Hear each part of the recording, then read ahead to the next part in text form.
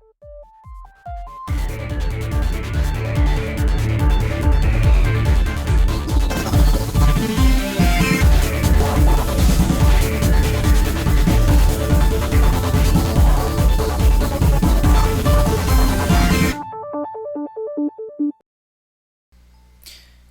guys, and welcome to my UDK tutorial series, part 7, I believe.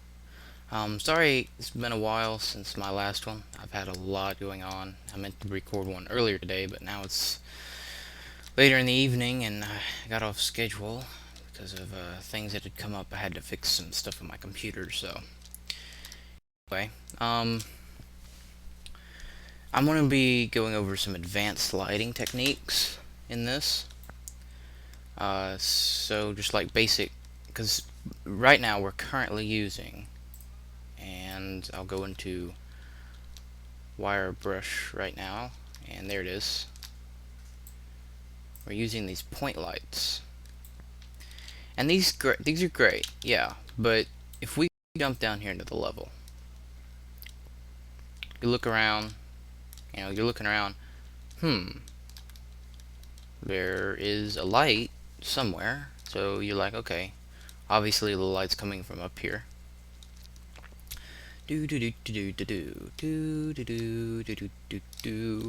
Ah, there. Wait. Where's the light coming from? It's just coming from nowhere. So you want it to look like there's an actual point from which the light is emanating. And you don't want to set up that lighting until you've got a good idea of your basic level loadout, which we're going to, since we've kind of got our floors down and everything.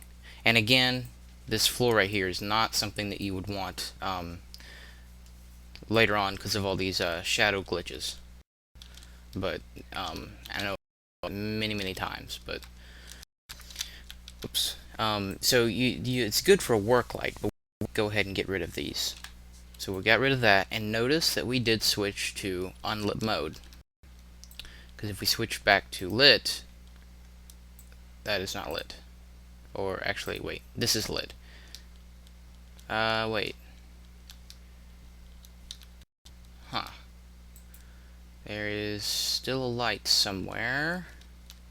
Oh wait, no, that's right. Okay. It's gone, but because we haven't updated our lighting, it's not going to show up. But if I do that, it'll just be completely black, like this out here. So, that's why it automatically switched to unlit, which we'll use now. So if we go into the content browser, I'll go ahead and go over this. If you've got light here, and you've got all kinds of different lights, and some of these are just textures for the actual lights used to show. Like this is just the texture used to show you what light it is that you're using in your level. So it actually has those, which you would never really want to use, but the game it puts every single texture in there, so that's there. But we're going to limit this to static meshes. Go ahead and do that. And so here you can see various meshes that are actually listed as lights. Now this is a light beam. That's a little bit different than your normal static meshes, because, and I won't get into that right now, but like this one has an animation associated with it. So these typically, they won't even have like, unless you wanted to use them, like color them and then use them as like a force field or something, you wouldn't want to set these as having any collision. So, which is why it says no collision model. Okay, so we're just going to pick out a light here. I'm going to pick out this one right here, because it kind of fits with our decor that I just got up that looks kind of bad, but I'm going to take this. Now, this is a very small mesh compared to the size of the room, so we're going to have to increase it a little bit to be able to get it to look right, and also rotate it. Now you don't have to rotate it, but it'll look better, in my opinion, if you do. so it sticks out from the wall like that, and you can just jam it up in their wall. You can jam it, you know, as much as you want, or have it right out. And again, you can also modify the tick size to get it to fit just how you want it. I'm going to do it like that. Alright, so I'm going to slide this down once I've got it in the wall to about there. Slide it over one, and then I'm going to use Alt. I'm going to hold Alt, drag to the other side, and that should be about the same. Now I'm going to Control click, so I have both of these selected, and press F4. That way I can modify both of the properties at the same time, and it says 2 selected here. So what this allows you to do is whenever you edit one thing here, it edits both of them at the same time. So it's very handy if you want to edit like all of your lights at once, but you know, of course you could always edit them independently and you would still get the same effect naturally. Okay, so this is a little bit different than the point light properties, because these actually aren't going to give off any light by themselves. Now there will be like if this were to be an unlit mode, you would see like a light from afar on where this is. You would see a light. It would be glowing, so to speak, but it wouldn't actually be giving off light. It's kind of like a firefly. They don't actually give off light, but they glow. Or, you know, like one of them little neon sticks that you crack and you shake it up. Or I forget what those are called. So I'm not going to show that now because it would take a while to render it out, but that's what it would look like. And then if you click use emissive channel, this is the emissive channel. These lights that are specifically loaded in here as static meshes which have an emissive channel, it allows for static lighting. So these will actually act as point lights now. They won't act like the point lights that we had, the point light that we had up there that was the globe thing. They'll act like that, but they'll be coming from this light, and it works because since this is glowing, it then casts light from the glowing section so you can see where it's coming from. It has an extra bloom effect. So, and then let's see, shadow. Okay, this needs to get bigger. Okay, yeah, so you use emissive for static lighting, show indirect only, use two-sided lighting, which means that it will cast light backwards as well. And if that makes sense, if you had this like on a lamppost, like on the top of a lamppost, you would want to set that to true, because we have it on the wall right now, so we only need it cast in one direction, which is the direction that it will be facing. If you were to check this, it would be lit as if it wait. Oh no, I'm sorry. That's not what that means. This actually will cast in every direction automatically. I got my information wrong. This will cast automatically in every direction, but because this wall is here, it's not going to cast outside. So, but if you do this, it'll act as if it's being lit from the back of it, which you don't want unless this were like a lamppost or something, because you don't need it being lit from the back, because there's a wall here. So that's for the shadowing, and this is also for shadowing. And then your fall off exponent, go away. Let's see. You've got your radius, influence radius is right here. So it's emissive light explicit influence radius.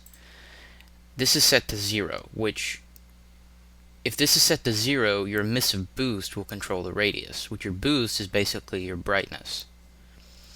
So if you set this to 1, now do note these have to be very, very large numbers. Like 240 is like a small radius.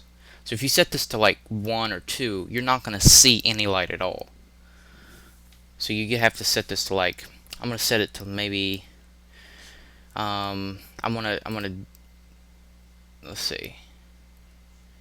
I'm gonna set this down to like, well actually I'm gonna leave that, because if you set this at all, this will just be the brightness, and then this will control the radius. So this won't control the radius anymore. This will control the radius. If you actually set this, if you set this back to 0, it defaults back to the boost radius. I'm not sure exactly how that's calculated, but if I'm going to sit here and I'm going to do 640 so you can see, and then there's some more this, which occlusion rate right there obviously says occluded. So I'm sorry, I'm not completely a master at all this lighting and stuff. I'm kind of learning as much as you are, but again, okay. So and then this of course actually controls some more lighting effects, but and then you have your lighting channels that you can check depending on what you're doing.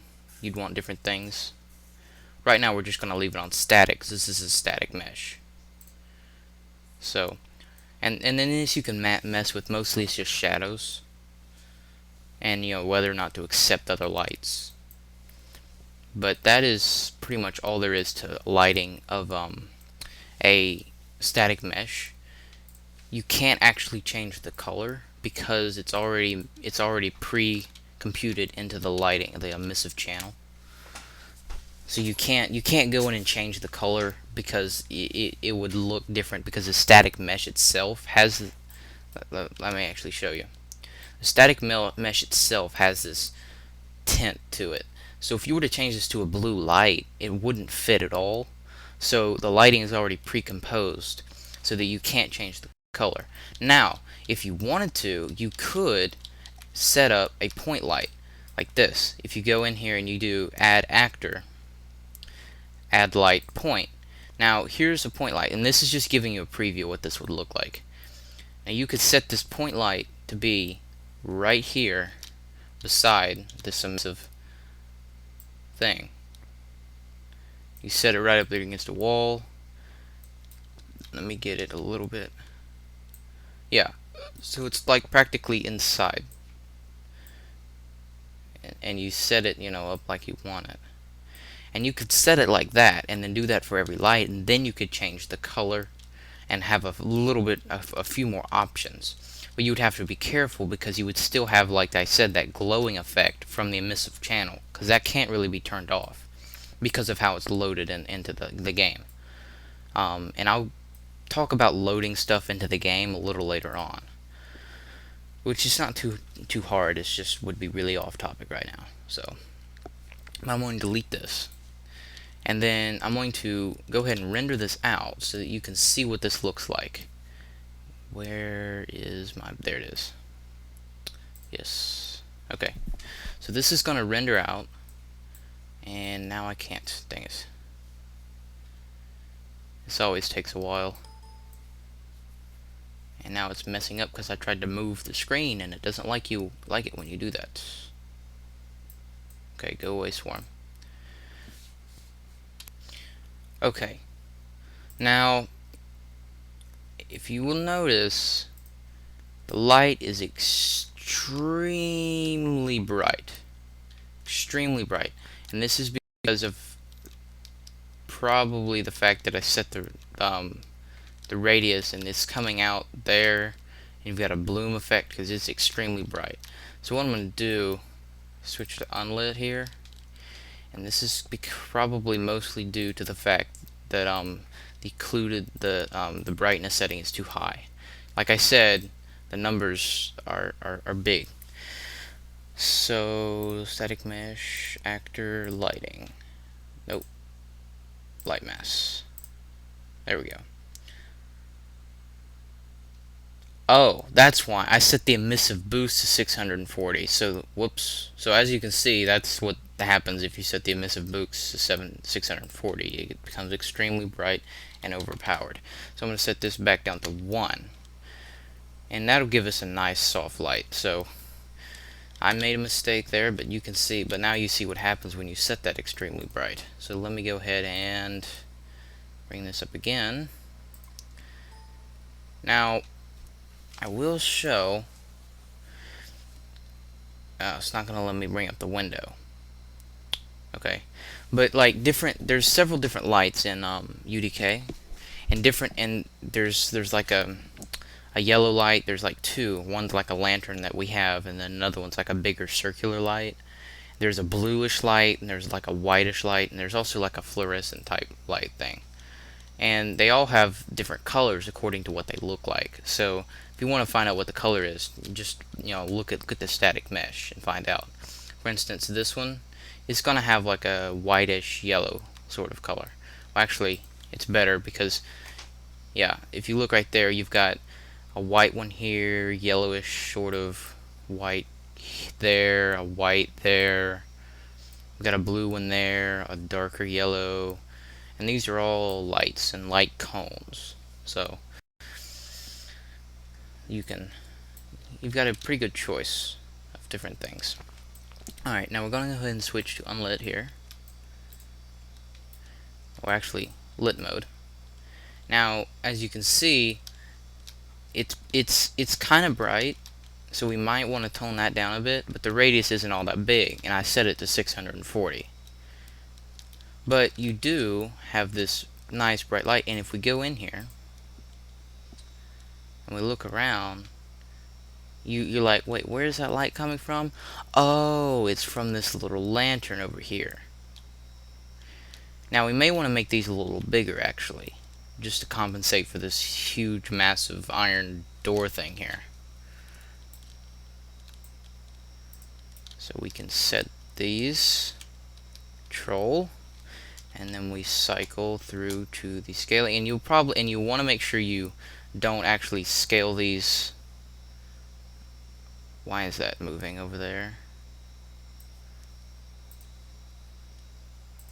It's not wanting to work correctly. Okay. I'll have to scale these individually or something. It's not wanting to work.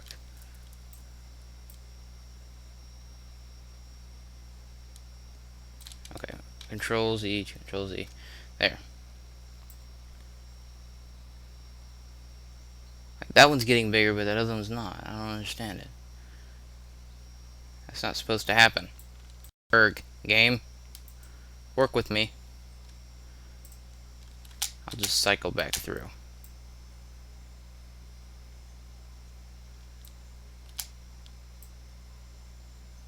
Let me move them up one, and I'll move this one over one, move this one over one.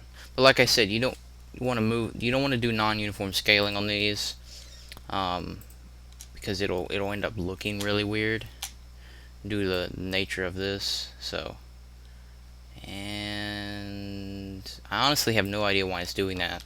It's not supposed to. So I am sorry. 1, 2, 3, 4, 5. I'll do this one. 1, 2, 3, 4, 5. That should be about good. Okay. So I guess you should scale it first, because obviously that didn't work for some reason. And we'll go ahead and modify these properties again. And we will take the emissive boost down to about 0.5 to get a softer color, or brightness, and then we'll double this, or actually, yeah. So 640 would be 320, it'd be 960, which would be 1,280. That wasn't really that hard, I know, but I had a brain fart there. Okay, and I'll go ahead and, actually, first of all, before I render this again, I'll go over some other types of lighting that there is, and I'll show you these. You know about the point light already, and those, and don't get me wrong, these are useful in some cases, like if you want to have like overhead lighting or something, because sometimes you can put them, if you put, like if you were to go in here and get a this, and you were to put that on the ceiling, like on like a beam or something, sometimes it wouldn't like get to the ground, or sometimes you wouldn't want to like modify the color just a little bit or something. You can use those point lights, and they will work good for that. I mean, so the point lights are useful. So you want to try to use all of these and just kind of see how it works. And then you have a dominant directional light, which I'll talk about in just a second. I don't want to get to that just yet. You have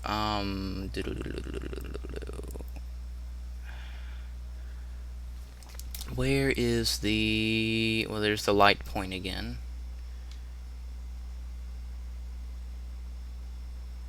Oh, lens flare, that is like, that's also the thing. It's just kind of like a glow rather than an actual light thing. And if you haven't seen a lens flare, it's pretty much like whenever you have a camera or something and you're filming and you move across a light and there's like the light kind of follows you, gives off like some of those like weird circles. I don't know how to explain it, but I mean you probably seen lots of lens flares in movies and stuff. They use them a lot of games and stuff. They have lens flares all over the place. Pretty much adds like an extra glow effect. Oh, stars, those are pretty much, those are lens flares. So that's what a lens flare is. It adds like that you can modify a lot rather than a simple bloom effect like that. You can, it would modify those. So that's in a way lighting, but it's not, it doesn't actually give off light surrounding it. So you have to add those to objects separately. Okay, I can't find what I want here, so I'll go into, if you click on the content browsers and you go to actor classes, this gives you a way to find pretty much all of the objects in the game, and some that you can't actually find when you just do actors, because it can't list them all. So, but you can get them all here. So we have directional lights, which I'll talk about in just a second. Point lights, and when it says dominant, movable, and toggleable, toggleable means that you can click, you can put this in here, and then you go into Kismet. And if you remember from our door scripting a little bit about Kismet, you can actually click this, well, select it, and I'll just show you right here. If I go into Kismet with that selected and I right click, new event using point toggleable, or new object variable, you can set these up so that whenever you get within a certain radius of this light, or something happens, or you hit like a switch or something, it turns on and turns off. So that's what that does. Anything with toggleable is what that does. Movable means that it can be moved. Like you can apply a movable thing to this fluorescent light, so that if you were to pick it up and carry it around, it would be movable. Whoops. And you have dominant, which it's kind of hard to explain what those are. Basically, this is like the main light, and all the others are kind of subjective. You don't want to have more than one of these, because this is basically like, okay, I'm the main light, and all the others need to adjust their light to me. Like basically, if you had a sun, like if you have a flashlight, it's not gonna. If you were to set all of those as just point lights, the flashlight would show up. It would act weirdly. And this wasn't like a dominant, because like in the sun, you can't really see the light of a flashlight because all the other light is drowning it out, basically. So this is the main one, and you calculate this, and then you'll calculate the others according to what the light on this is. And that's the condensed, not exactly what it is, but sort of what it is in a visual way, kind of thing. Skylights aren't used. I don't know why they're even still in there. And then spotlights, which directional, and the, okay. See, they've changed things up, and these are not what I want. So what I was trying to find is not really here. It's basically, I was trying to find a spotlight, but not this, like just a normal spotlight, but they don't have those anymore, apparently. So I guess I'll go to directional lights, because I was trying to find basically a spotlight. It's just like a light that goes in one direction, like a flashlight or something, but they just have these special versions instead of just a normal one. A dominant light, or directional light, what that is you don't want to use those inside unless your inside is extremely large and very open. Not like having multiple floors. Because what a directional light is it this is what you use for like the sun. You don't want to use a point light for the sun. You want to use a directional light because it's infinite. And when you turn it, you can have like different sections. So you can actually set it. If you do movable, then and you used like movable, and then you do a little bit of scripting and Kismet, you can set it so that it actually moves, and it doesn't, the light itself doesn't move up and down, but it just spins, and so the light wherever it's facing, I'll put one out here. And again, you don't want to mix these. You put these inside because it'll hit the edges. And see, if you notice, you can see some light off of that. And if I do to rotate, you watch as I spin this, the light, and if okay, right there, that's where the light is shining. So if I spin this, it's going up. Well, it's going down. Now it's going down. Now it goes up, and so you can see it imitates the sun. And so wherever and I can change the position of this up and down this way, and up and down this way, and up and down this way, and it's not going to matter because it's traveling along, and it's traveling along infinitely far in an infinite plane. So this is what you want to use for sun, because you don't have to worry about radius or anything. And you just put it way up in there in the sky and turn it to get the exact effect that you want. But notice this side isn't getting lit, so it'll imitate realistic shadowing. And this may take a little bit to set up, so give me just a second, because I want to also show an advanced lighting effect that you can do.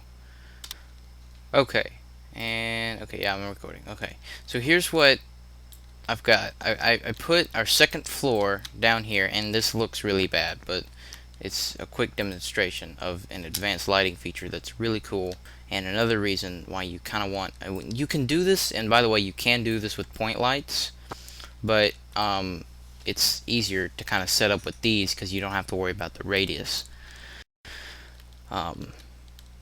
Okay, so what this is I've got a tree here, obviously, and you've got your light up here, and it's shining down on the building, and you've got your floor here, and you've got a nice tree. Now if you were to be walking along, and let me just do this, and I should have put a room out here before, but I didn't, and the light is actually no, it's not. I don't know what that is from. I don't know why that's okay, so here's your light. And there's your thing, and you can see the effect on the leaves, but if there were actually a sun up there, then you would be walking along and you could see you should be able to see light rays or something, right? Like the light shining through the edges of the tree, right? Well, you can do that. All you have to do is have a light, directional light, or point light within, well, a point light would have to be within range. And you'd have to be within range of the entire tree. You can't just have part of it, because then it won't work right. So you open up static mesh properties, and I want this static mesh property. Okay, there we go. And you go to rendering, and you can set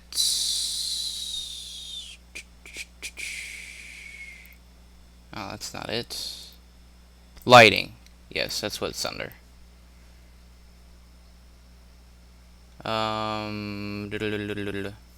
Is it?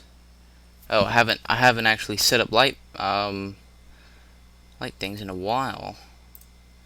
So static mesh component. I could have sworn it was under rendering, because usually you render the light mass settings fully occluded.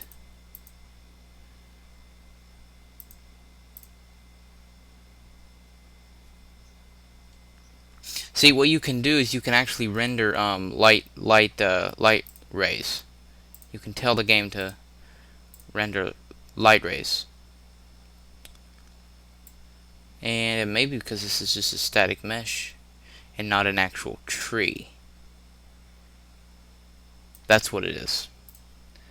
Okay, so this is labeled as a static mesh, so you may not be able to actually load light rays in a static mesh because it's not actually here. Advanced display. I'm just trying to make sure because yeah, that's what it is. Okay, so I'm gonna have to go in here and I'll delete the tree, and I'll have to go and get a speed tree. So I'll just do this, and that's not a good speed tree. I want something nice and bushy. Alright, I'll use this one. And usually these speed trees, for some reason, are incredibly tiny. Now, this is just one of them plants, but that's okay. And a speed tree is good because they have like animations and stuff. So, which speed tree is an outside program used to specifically render trees that's compatible with UDK. But you right click the speed tree actor, and you should be able to tell it to render light rays. Rendering. Collision, lighting.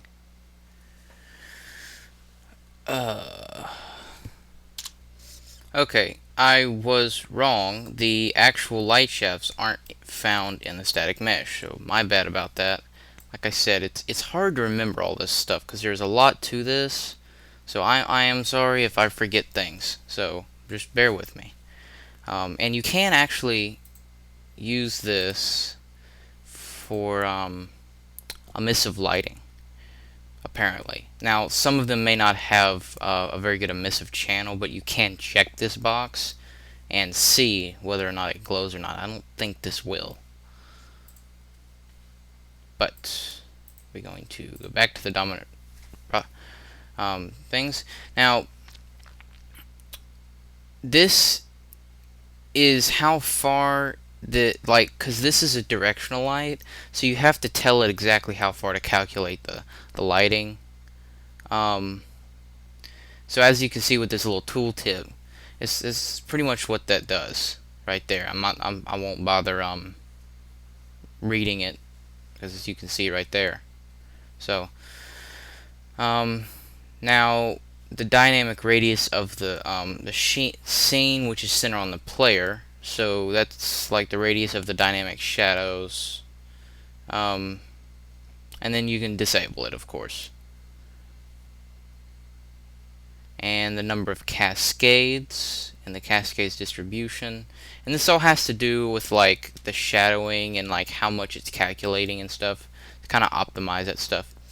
And then of course your indirect lighting, which basically how much tells the game like how much are we supposed to bounce this light around? How much do you want us to bounce the light around? If you were to set this up to like 100, you would get a lot more light than would actually be coming off of this because it's bouncing the light around more. So like in these back corners and stuff, if there was like a wall here, you would get a little bit light from this because it would bounce the light from that to that. Like in real life, it does that.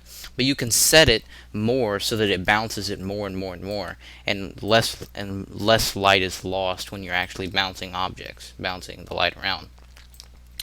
And then the saturation level of the light that is bounced, or either that has to do with the so whether or not to take the color out of it, like and how much color. And then the shadow exponent, which controls your shadows, like the sharpness and light, like whether it have really sharp shadows or really soft shadows.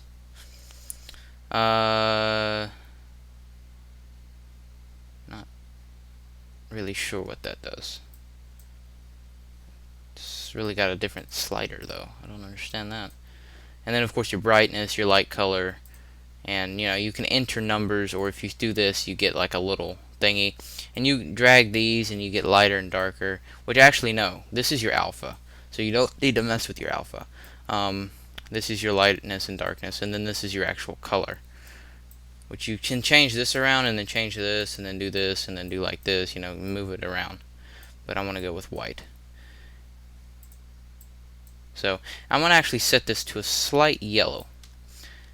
And if you notice, you have to be like careful with your colors, and this is where you want to start messing around with your indirect lighting and stuff too, because otherwise it'll give an yellowish tint to everything, which sometimes can be good, and it kind of looks all that bad because I haven't added a skybox, which I'll get into whenever I discuss terrain. But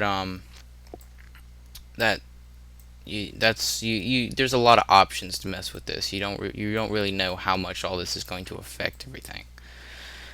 Alright, so shadowing stuff, and then of course your lighting channels and your shadow, a modulated shadow color, and then of course your light shafts. So basically, to get to the light shafts, if I close all this stuff up, you go to light component and then light shafts, and you just tell it whether or not to render light shafts, and then it won't work from like behind like this, but once you get within range of this and another object, it'll should render it.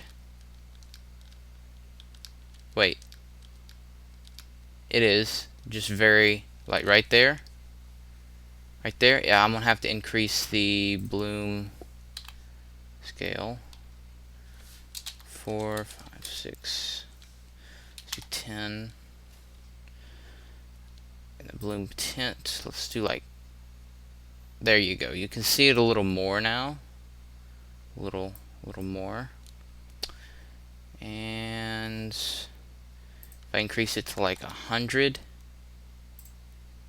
there you go. And so it's got like this weird color coming off of it, and this is because of this is like the actual light, and then that's from like, I guess it takes the skybox into account, and the skybox we don't have any, so this grid is up here. And if we change these colors, it changes the actual color of the light of the thing itself. So let's make sure that that is white. So, and then again, you can enter your colors. Maximum blur, 0, no blur. You got all your different options. You can just kind of change and see what it does. So now if I set this back down to like 2, you won't really notice this, and part of the reason that all of this is not looking all that good is because I don't have a skybox. So I'm actually going to go ahead and add one, because its skybox really changes everything. And there's also a couple more lighting things about that, and I'll be done. This has gotten a little bit long-winded, but there's a lot to do with lighting. So and yeah, so I'll go ahead and add a skybox in. Sky.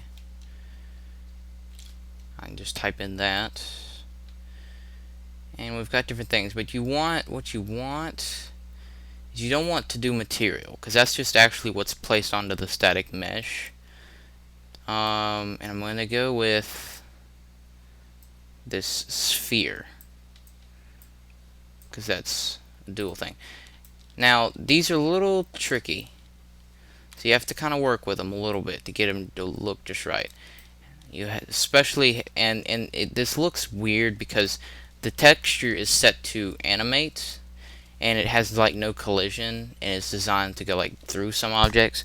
So it ends up like you have the little it's like the sky in a box. What it looks like at first, till you bring this out, and then there you go. You've got a sky now. And then once I'm inside, Well, this one actually doesn't do it. Or does it? No, it doesn't. Some of them actually move around the player. Some of them don't. So now, if you notice the sun, you can see the light rays more because you actually have this right there. There's your light rays. So that's what that looks like, and you get realistic looking awesome light rays that can be adjusted. So I'll actually go ahead and open. No, where is, there it is. Now if I were to change this light, I want you, this is one reason why you want to set these to dominant, because as I said, this will affect all the other light in the entire area. So where is the light component? There it is. If I change this to like some funky red color, the actual clouds and everything changes because the light itself is red, and so it changes everything around it to make it to compensate for the light. So I mean, you can change it so that that is not the case whenever you load up these skyboxes, but you know, if you're not pro at this, like I'm not, I know a little bit about the skyboxes, but you typically don't want to change too many properties about these, because then you might stop the animation or something. And then the actual sun changes too, and it's got like this little thing. And if you move this, this is pretty interesting. If you move this, this is actually responding to the dominant light position, so you can see where it is, and you're getting some light rays. If you pay very close attention, you're getting some light rays off of that behind the clouds there. So you can change the position of that, and that kind of helps you see. And it glows, the clouds glow a little more depending on where it is. And then if you move this also, if you rotate it, whoops, this way, it changes position like that. So you can kind of, it gives you like a visual aid as to where your sun will be shining. So like I said, it kind of helps in the whole getting light process. And so there's, and which my camera is actually casting a shadow because it's a dynamic object. Now, this would all look better if I were to render all this out, but because I have a dominant light, it takes so long to render. It doesn't take that long because I have some stuff like this, but it'll take a lot longer whenever you have these dynamic lights in here. So I'm going to set this to like a faint yellow color. Midday. Cool. And then I can go back to light shafts, and let's get good view right here, so you can see again the difference that this will make. So that's like 10, what it was earlier, and 100 is incredibly bright.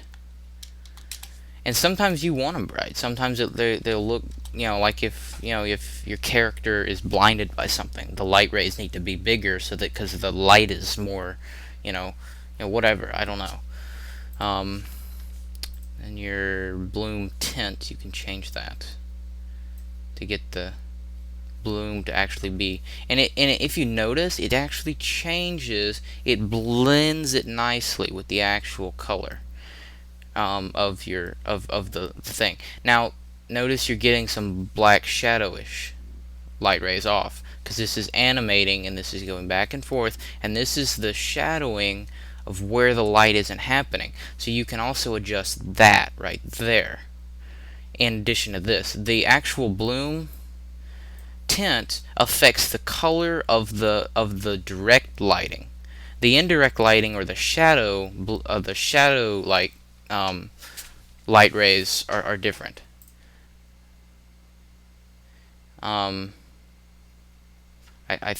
Like you'd have to mess around. I don't know exactly what options that is. Now you can also adjust your image reflection as well, but you'd have to have like some water or some glass or something to be able to do that with.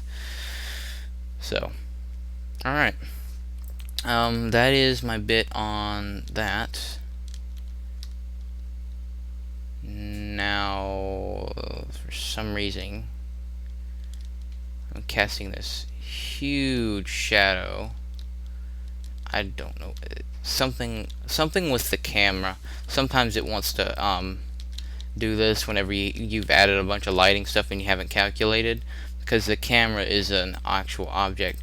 But I'm going to go into the level here, and the camera, like the player camera, is moving, and so, which this would be the player, and you would have to edit this so that it would look more realistic, because currently this is just basically a camera. It's not an actual physical entity like a body or something. So, and then woo. Now look at this. Look at this again. Watch this. Watch this. You open this up, and there's a light ray coming through the door, and then it opens up, and there you go. And that looks awesome. We have this thing out here in the sun. Ah, it's so blinding. Ah, I'm gonna hide under this big tree in the shadow. And there's your light rays off of that. So there you go. And so right now, with just this one tutorial, and this is running really long, and I'm sorry, but with this one tutorial, you can completely rechange everything. So you got your emissive lighting in here, and I'm gonna actually go ahead and recalculate this so you can see a final picture of this. And upstairs we haven't messed with, and again, there's still a lot of lighting glitches due to the fact that I made this the second floor out of something that I shouldn't have made it out of. Really shouldn't have made it out of those static meshes.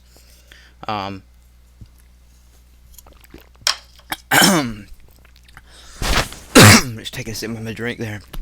I started talking, and that was a bad idea. But you've got, you can add your emissive lighting all around, and see, sometimes it's better to have some, and if you notice that it got a little bit smaller. Whoops. So sometimes it's better to have like a couple small lights that cast a big area, or just like a bunch of, well, not small lights, but just like a couple big lights that cast a large area. And sometimes it's better to have couple small lights that cast a small area but all around the place. It's really up to you. And the light is overflowing from, and see, this is why I stress it's always good to make sure that you line up your stuff correctly, because sometimes you'll get small little cracks and it'll let just a little bit of light in. Right there. See? Right at the edge. Right there. I think it's letting light in from somewhere. Either that or it's letting light in through the ceiling, because like I said, that I messed that up. But now we'll go outside. We'll go into player mode here. And here's our lights by the door, and you see like through the cracks, like, huh, ooh. Light ray. Right there. And it's dynamic, so it shimmers, which is really cool. So that's awesome. And if you look very carefully, you'll see the lighting effects on the door change ever so slightly. If you look carefully, like right there by the wheel to the left, that little square thing, it shimmers just a little bit, depending on the intensity. So that's really, it's very, very minute details, but very, very cool. So, you take all this into account when you're making your lighting, because you may, someone may be playing your game and all of a sudden, ooh, what's that weird blue tint on the door? Because your light, you changed something and you didn't take all this stuff into account. So, boom.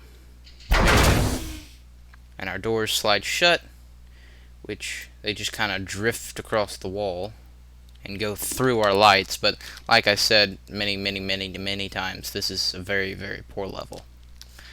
So here we have our big giant overgrown plant, and we actually have it set so that we can't actually go in it. We have a no collision thing. So because this whole thing is one big speed tree, it's not a static mesh, but it's not a static mesh because it's animating, but technically if you want to Be specific, it is sort of static mesh, but saved as a speed tree, which is a specific type of static mesh. And it won't let us in there if we jump or anything, because we have to go. We could actually stand on top of that if we wanted to, if we got up there. And then we have, you know, our thing. And you're getting like a bloom effect off of this. The fact that it's glowing and then shining down. So you can increase that, like if you wanted this to be a brighter sun. You know, because like normally you can't just sit here and stare at the sun. It's like really, really bright. So you can increase that so that you don't, like, players don't look directly at the sun for a long period of time like you wouldn't in real life. Because it's so bright on their computer, they have, it makes them, oh, look, there's a shadow. Now notice this. The shadow doesn't appear until we get close, and then it does because of the way that the lighting works. So it would be like in real life where you have the shadows appearing. Now it's really hard, so that's another thing that you can adjust, like make the shadows softer with the occlusion settings. So it's a really hard shadow, but that's also because this plant wasn't designed to be huge. This is really just supposed to be like a small plant. I mean, I increased the thing so huge. So that's kind of why, because this is supposed to be a big plant. So, but that's my take on lighting.